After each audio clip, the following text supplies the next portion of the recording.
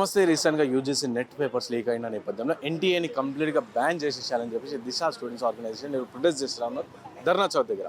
So మాట్లాడడం అంతా కొంతమంది దిశ రిప్రజెంటేటివ్స్ ఉన్నారు. సో ఏం చెప్తారు అంటే రీసెంట్ ఎన్టీఏ ద్వారా neat paper UGC net papers leak అయ్యారు, అట్లా చాలా గతంలో కూడా లీక్ అయిన పరిస్థితి. సో ఏం చెప్పాలనుకుంటున్నారు? ఇప్పుడు నా పేరు ఫణి. యూజీసీ నెట్ అనే ఎగ్జామినేషన్ లీక్ అవ్వడం ఇదొకటే కాదు, ఇలాంటి లీకులు ఎన్టీఏ ద్వారా చాలా జరుగుతూనే ఉన్నాయి.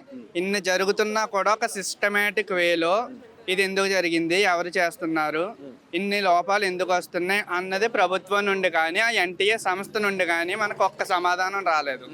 ఇలాంటి తరుణంలో జనాలంతా రోడ్డెక్కి మాకు నిరసన తెలుపుతుంటే అయినా కూడా వాళ్ళు పట్టించుకోకుండా ఏదో ఒక రాజకీయ మంత్రిని తీసేసి ఇంకో అదే మైండ్ సెట్ ఉన్న రాజకీయ మంత్రిని వేసేసినంత మాత్రాన మనకు సమస్య పరిష్కారం కాదు.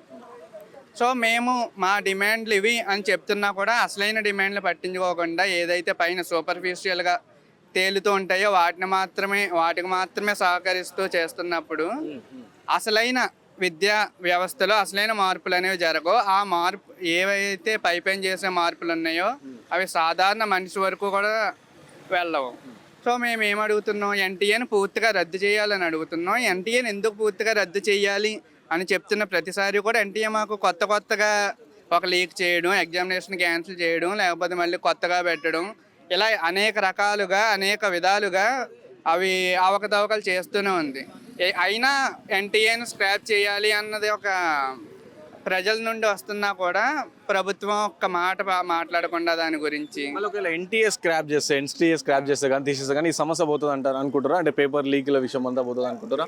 ఇది కేవలం మొదటి స్టెప్ మాత్రమే కదా. ఇప్పుడు దానివల్ల ఒక తప్పు జరుగుతుంది అంటున్నప్పుడు ఆ తప్పుకి తగ్గట్టు ఓకే దీనివల్ల ఇది జరుగుతుంది, దాని తర్వాత ఇది తీసేసి వేరేది పెట్టండి, దాన్ని ట్రాన్స్పరెంట్గా మాకు లోన్ ఏం జరుగుతుంది, ఇది ఎవరెవరు అవుట్ సోర్సింగ్ జరుగుతుంది, ఎవరెవరికి మీరు ఇస్తున్నారు అవన్నీ మాకు చెప్పండి అనేది కదా మేము చెప్తుంది. ఇప్పుడు ఎన్టీఏని తీసేస్తేనో లేకపోతే ఇది చేసేస్తేనో జరిగేది కాదు. బట్ మాకు ట్రాన్స్పరెన్సీ కావాలి. ఒక ప్రజాస్వామ్యంలో ఉంటున్నామంటేనే ఒక డెమోక్రటిక్ బాడీలో ప్రతిదానికి కూడా ఒక ట్రాన్స్పరెన్సీ జనాలకు ఉండాలి, దాని నుండి ఒక అకౌంటబిలిటీ జనాలకు ఇవ్వాలి. ఇదనేది ఇవ్వలేనప్పుడు ఇలాంటివి జరుగుతూనే ఉంటాయి. అందుకే మేము ఇలా రిఫార్మ్స్ కానీ ఒక రెవల్యూషనరీ వేలో మేము మార్పులు కోరుతున్నాం కదా. అందుకే సో ఏం చెప్తారండి మీ డిమాండ్ ఏంది ఫైనల్గా? అంటే స్క్రాప్ చేయాలని అంటారు, సో దాన్ని ప్రభుత్వ దృష్టికి తీసుకెళ్తారు. ఇఫ్ సపోజ్ కాకపోతే ఎందుకంటే గతంలో సీజేపీ స్టూడెంట్ మూవ్మెంట్ అంతా చేసినా సరే ధర్మేంద్ర రాజీనామా చేసిరు, ఇంకా 2 డిమాండ్స్ అనేది అట్లనే పెండింగ్ ఉన్నాయి. సో కాబట్టి ఇది కూడా చెప్తారు. సో ఏం చెప్పాలనుకుంటారు ఫైనల్?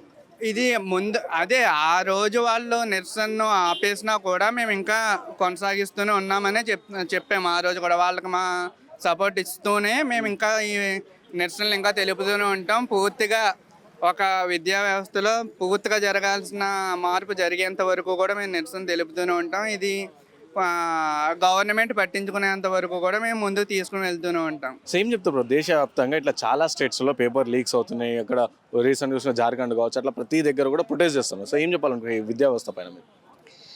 ముందుగానే ఈ ఫ్యాసిస్ట్ వ్యవస్థకు చదువుకున్న వాళ్ళంటే వాళ్ళకి భయం. ఎందుకంటే చదువుకున్న వాళ్ళకి సమస్యలు ఏం జరుగుతున్నాయి, ఎక్కడ ఏమి విషయం జరుగుతుంది అనేది వాళ్ళకి క్లారిటీ ఉంటే వీళ్ళకి వ్యతిరేకంగా వాళ్ళ ఎత్తును తెలుసుకొని ఈ ఫ్యాసిస్ట్ యొక్క ఈ ఆలోచన విధానం తెలుసుకొని వాళ్ళకి వ్యతిరేకంగా పోరాడతారన్న ఉద్దేశంతో వీళ్ళని ఎంతసేపు అంధభక్తుల్లాగా చదువులేని వాళ్ళగా ఉంచడానికి ఒక ఉద్దేశంతోనే వీళ్ళు పేపర్ లీకులు చేయడం కానీ పనికిరాని వాళ్ళని ఇలా ఎన్టీఏ సంస్థ లాంటి ఇవి ఒక ట్రాన్స్పరెంట్ సంస్థ కానీ కదా ఎన్టీఏలో. దానిలో ఎవరు ఉన్నారో, దాని చైర్మన్ ఎవరో, లోపల ఏం నడుస్తుందో. ఇంతకుముందు ఈ ఎన్ఈటీ పేపర్ జరిగినప్పుడు, నీట్ పేపర్ జరిగినప్పుడు ఒక 50 మందిని వాళ్ళు ట్రాన్స్ఫర్మేషన్ చెప్పి 50 మంది ఎవరు అన్న దాని గురించి మనకి ఇంకా తెలియదు.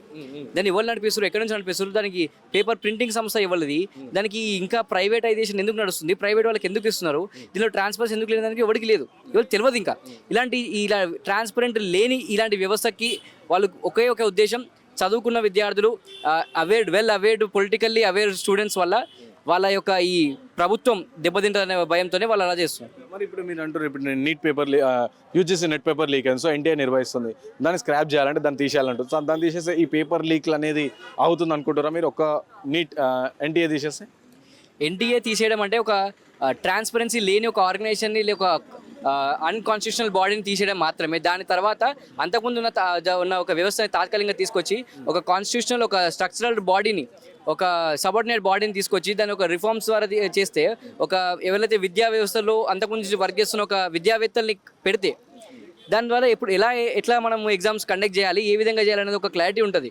ఈ చదువుకున్న విద్యావంతులు ఏదైనా డిస్పెట్టి ఎవరు పడితే వాడిని ఆ బీజేపీ ఆర్ఎస్ఎస్కి తోకలో ఉన్న వాళ్ళని మాత్రమే తీసుకొచ్చి మీ సంస్థలో మీరే పెట్టుకొని మీరే పేపర్లు కండక్ట్ చేసుకొని మీరు లీక్ చేసుకొని దానిలో ట్రాన్స్లేషన్ ఎర్రర్స్, దానిలో ఉన్న మిస్టేక్స్ ఇవన్నీ మీరే క్లోజ్ చేసుకొని 2 నెలల తర్వాత జరిగిన 2 నెలల తర్వాత ఇంతమంది వేల మంది స్టూడెంట్స్ ట్రావెల్ చేసి ఎగ్జామ్స్ రాసిన తర్వాత సీజేపీ ఉద్యమం నడుస్తున్నప్పుడు కూడా అప్పుడు ఒకవేళ దీని విషయాన్ని బయట పెడితే సమస్య పెద్దదైతుందని భయపడి ఇన్ని నెలల తర్వాత చేయడం ఏదైతుందో ఇదే దానికి ఒక ఫుల్ స్టాప్ అనేది పడుతుంది.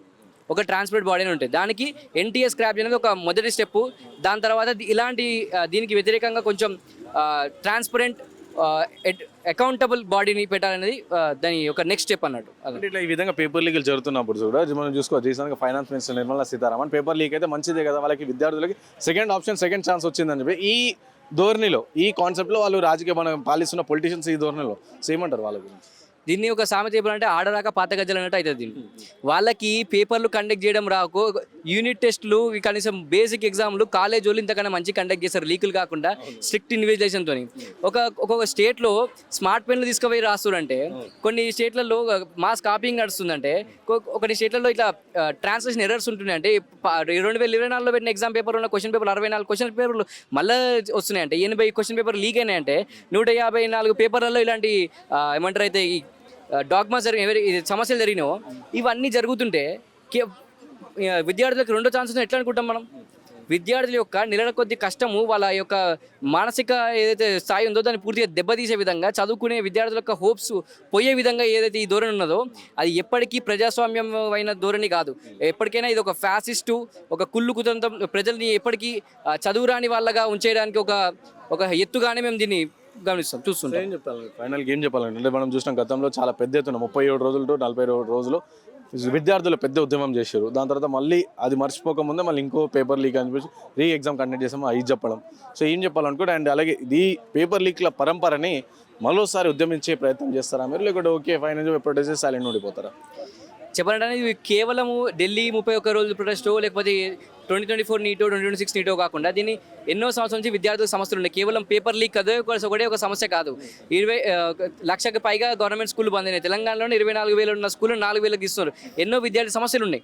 దీనికి కేవలం ఢిల్లీలోనే కాకుండా తెలంగాణలో కాకుండా ప్రతి రాష్ట్రంలో ఈ నరేంద్ర మోడీ బీజేపీ ఫ్యాసిస్ట్ ప్రభుత్వానికి వ్యతిరేకంగా విద్యార్థులు స్కూల్ యూనిఫామ్ వేసుకుని మరీ కూడా మనం ఉద్యమం చేయడం చూస్తున్నాం.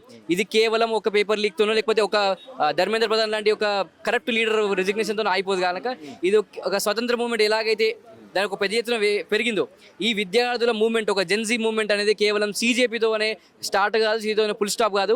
ఈ పూర్తిగా ఎడ్యుకేషనల్ రిఫార్మ్ వచ్చేంత వరకు మనుషులు మార్చడము, సంస్థలు మార్చడము, పేపర్లు లీక్ కోసము కొత్త మనుషులను యాడ్ చేయడమే కాకుండా పూర్తిగా ఎడ్యుకేషనల్ రిఫార్మ్ వచ్చేంత వరకు ఈ ఫ్యాసిస్ట్ ప్రభుత్వం నిలబొట్టేంత వరకు విద్యార్థులందరూ పోరాడుతుంటే తెలుస్తుంది. Thank you. సో విన్నారు కదా, ఇది విద్యార్థులు చెప్తాను దిశ ఆర్గనైజేషన్ సంబంధించి. సో ఈ విధంగా పేపర్ లీకులు అవ్వడం కూడా ఇదంతా కూడా రెగ్యులర్గా జరుగుతుంది కాబట్టి ఇవన్నీ ఒకరు రాజీనామా చేస్తున్నారు, ఇంకోటి చేస్తున్నారు కాదు. కాబట్టి కంప్లీట్గా విద్యా వ్యవస్థలో మార్పు రావాలని చెప్పేసి వీళ్ళు డిమాండ్ చేస్తున్న పరిస్థితి. కెమెరా పర్సన్ హర్షతో Rana Pratap, reporter for TS3 news, Hyderabad.